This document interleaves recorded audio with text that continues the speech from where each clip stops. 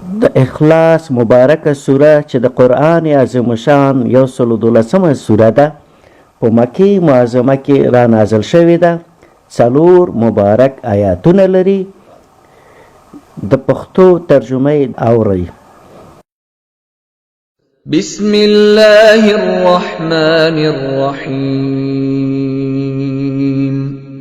قل هو الله أحد الله الصمد لم يلد ولم يولد ولم يكن له كفوا أحد.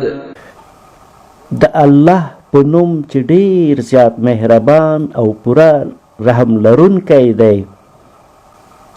ووایه هغه الله دی یوازې. الله هیچا ته اړ نه دی او ټول و هغه ته اړ دي.